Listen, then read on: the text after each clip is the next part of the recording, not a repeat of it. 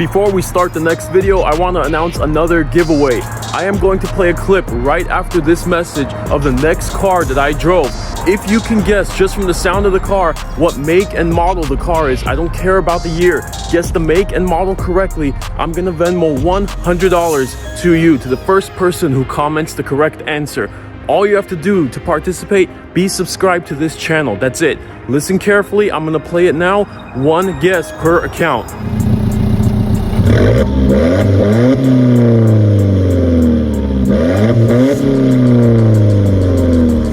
Good luck to you all, and I will announce the winner on Friday. The contest effectively ends on Thursday at midnight. Enjoy the video.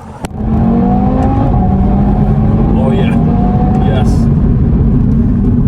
Hard brakes, wow, the brakes are great. Thanks to the guy in front of me, I just got to test out the brakes. That was smart of him to cut me off as I'm coming blasting right next to him. Ladies and gentlemen, welcome back to my channel. My name is Adam. Behind me we have the 2018 Audi TTRS. We are in Venice Beach with my channel being called Adam Drives LA. I have to show you more of LA, and what is LA without the ocean? We're gonna take this car from Venice Beach straight up PCH all the way up to Malibu. I'm gonna show you some awesome roads, and we're gonna see what this car is all about. Let's get right into it.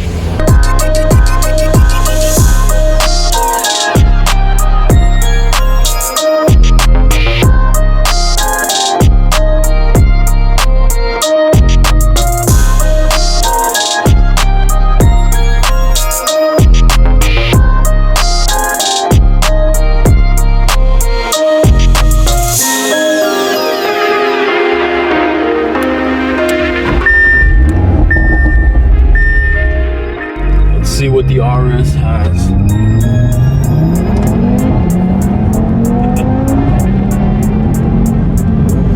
Yeah, that is really quick. It feels like a slingshot too. I know the 0 to 60 on this is 3.7 seconds, but I know after that it also doesn't feel as quick. I mean, it's a fast car, don't get me wrong, but the really exciting part is probably after 10 miles per hour.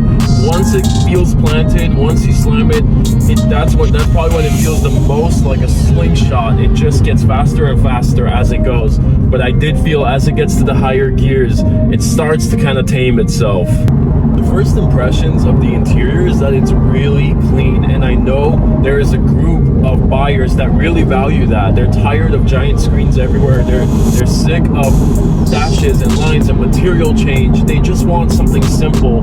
This is partially the Porsche crowd, but this car offers it. It's beautiful up here. Look at the air conditioning. This system is beautiful. I wish every car had this. To the left, you have the fan speed that you control on its own screen. To the right of that, you have the temperature. And to the right of that, you have the direction of the air. And on either side, you have the heated seats and the cooled seats that you can adjust. Now, when I look down, I have all the knobs for the infotainment system. We have the little touchpad, we have our volume control, even the exhaust button, all of that. But there's a problem. Where's the infotainment system? This car doesn't have one. Well, it's in the dashboard in front of me, which is incredibly distracting. I have about 12 buttons on my steering wheel, and this configures pretty much everything right in front of me. The map is nice, it goes right in the center, the gauges get smaller, but if I want to go into any of the more complex settings and change an actual functionality in the car, I have to pull over. There's no way I'm reaching over and doing it as I'm driving. Yes, it's in front of me, but it's a complex system that we're not used to, so it's going to be incredibly distracting.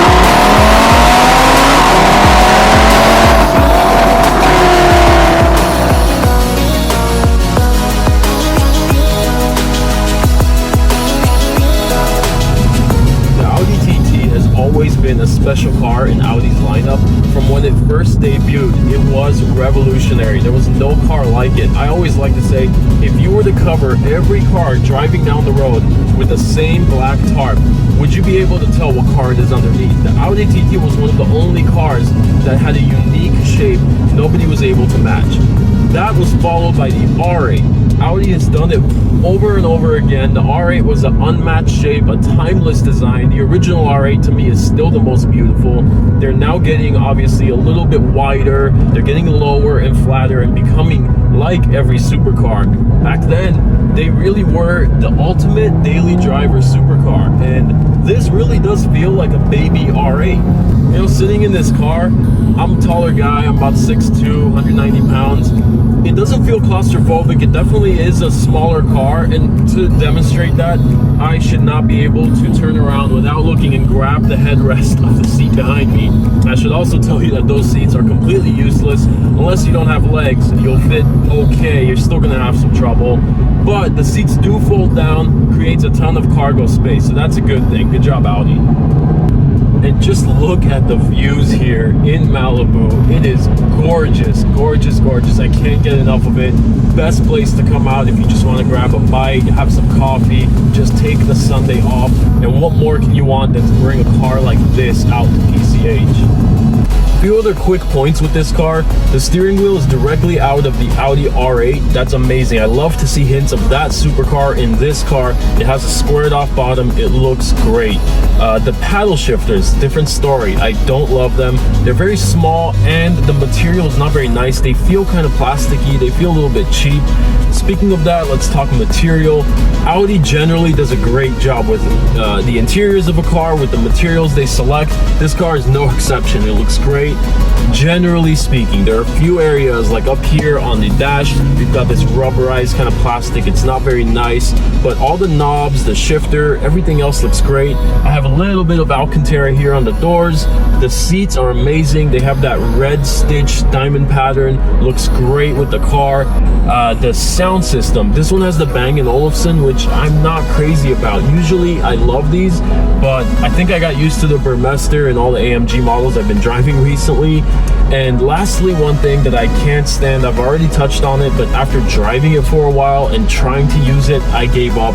I hate that the infotainment system is integrated into my center console right here in front of me.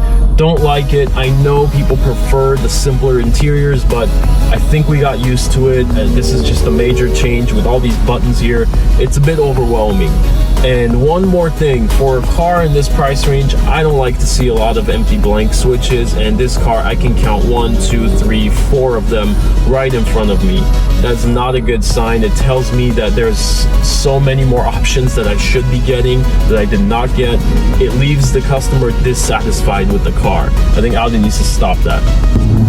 I guess the main competitor for this car would be the Porsche Cayman, or maybe if you stretch it, some Jaguar F-Type, or even in 2018, the Corvette, the Grand Sport, the C7, that's in this price range. But you know, you see those cars, you see all of those cars all the time. I don't think I've ever seen a TTRS. This is probably the better car to get. It handles like a go-kart. It does amazing gas mileage, 30 miles per gallon on the highway. I mean, you can't beat that. Car is compacted, looks beautiful. It comes from a reputable brand. So the question is, do you buy one at $70,000? I'm gonna say yes, you buy one, but I'll tell you why I won't buy one. Two main reasons, and the hardest one, the main one I can't get over, is they don't offer a manual gearbox for this car. That might not be a problem for you. That's why I said you should buy one. I grew up with a manual gearbox, and I know on a car like this, in this segment, manual will change the feeling. It'll feel so much better going through the gears, playing with the RPMs, hearing the sound. I mean, for all these reasons, I will sacrifice a little bit of speed to have the manual gearbox. And the other reason, this is kind of silly, maybe not on a car like this, but they don't offer a convertible on the RS models. That's something I've been looking for. And with all that said, ladies and gentlemen, that is going to wrap up another video. I had a blast driving the TTRS. I wonder if you liked it. Tell me in the comments. If you've not already subscribed to my channel, please do so. I need to collect those subscribers because I want to be able to produce 2 quality videos every single week. Right now we're on track. I need the subscribers, and if you're not following me on Instagram, please do so. The handle is @AdamDrivesLA, just like the name of this channel. With that said, thank you so much. Have a great day. I'm gonna drive through PCH and enjoy the rest of it.